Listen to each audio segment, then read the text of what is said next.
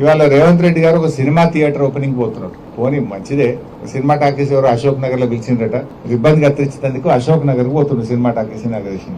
రేవంత్ రెడ్డి మరి పోతున్నావు అశోక్ నగర్, కానీ మరి ఎలక్షన్ల ముందు అదే అశోక్ నగర్ లో సెంట్రల్ లైబ్రరీకి పోయినావు, యాదుకుందా? నువ్వు రాహుల్ గాంధీ కలిసి అశోక్ నగర్ లో ఆ సినిమా టాకీస్ పక్కకే సెంట్రల్ లైబ్రరీ ఉంటది. అక్కడ మెట్ల మీద కూర్చొని బిడ్డ మాకు గవర్నమెంట్ వచ్చేటట్టు చేయి, మా గవర్నమెంట్ వస్తే కాంగ్రెస్ ప్రభుత్వం రాగానే 2 లక్షల ఉద్యోగాలు ఒకటే ఏడాది ఇస్తా అని మాట ఇచ్చేచ్చు. నువ్వు మరొక్కసారి పోయిరారా అందాక సినిమా టాకీస్ రిబ్బన్ కత్తిరించినాక ఒక్కసారి అశోక్ నగర్ సెంట్రల్ లైబ్రరీకి పోయిరారాదు? పోయి ఏం చేసినావో, వాళ్ళకి ఇచ్చిన మాట ఏందో ఒక్కసారి మాట్లాడు. నిన్న దిల్సుఖ్ నగర్ లో పిల్లలంతా రోడ్ల మీదకి వచ్చి ధర్నా చేసింది. ఎన్నికల ముందు కాంగ్రెస్ వాళ్ళేమో 2 లక్షల ఉద్యోగాలు ఏడాది ఇస్తాం, గవర్నమెంట్ ఉద్యోగాలు ఇస్తామన్నారు. నిన్న అసెంబ్లీలో మంత్రి శ్రీధర్ బాబు గారు చెప్తున్నారు, గవర్నమెంట్ ఉద్యోగాలు ఏడుంటాయి బై, ప్రైవేట్ లో నౌకరు చేసుకోపోయి అందరికి గవర్నమెంట్ ఉద్యోగాలు ఇచ్చి సాధ్యమవుతుందా? ఇది కాదు అని చేతులు ఎత్తేసాడు.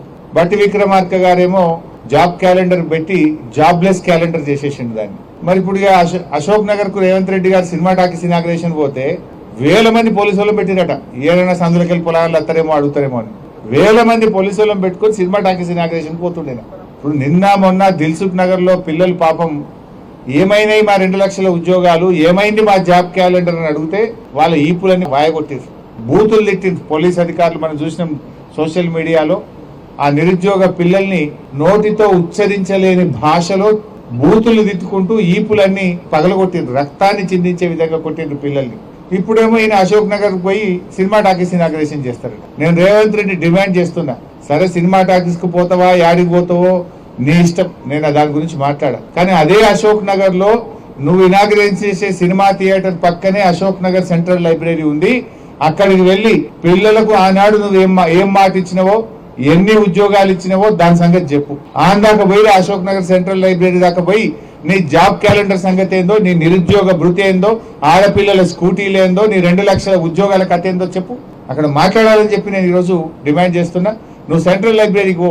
ఎందుకు గంతమంది సినిమా టాకీస్ ఇనాగ్రేషన్ కు 1000 మంది పోలీసులు ఎందుకు? 1000 మంది పోలీసులను పెట్టుకొని సినిమా టాకీస్ ఇనాగ్రేషన్ చేస్తావు ముఖ్యమంత్రి. మరి ఎన్నికల ముందు అయితేనేమో ఆడికి పోతివి, ఇప్పుడు ఎన్నికలు అయిపోయినాక ఇక అశోక్ నగర్ సెంట్రల్ లైబ్రరీ యాదకొస్తలేదా? అదే సరూర్ నగర్ స్టేడియంలో ప్రియాంక గాంధీ గారిని తీసుకొచ్చి ఆనాడు యూత్ పాలసీ అని డిక్లేర్ చేసినావు కదా. పిల్లలకు ఎగ్జామ్లకు ఫీజే ఉండదు అన్నాడు, ఇప్పుడేమో ముక్కు వెండి ఫీజు వసూలు చేస్తుండు. 2 లక్షలు పక్కా అన్నాడు, నిరుద్యోగ భృతి 5000 అన్నాడు, స్కూటీలు అన్నాడు, జాబ్ క్యాలెండర్లు అన్నాడు, బ్యాక్లాగ్ పోస్టులు రిక్రూట్ చేస్తా అన్నాడు. ఇవాళ అన్ని ఎగబెట్టిండు.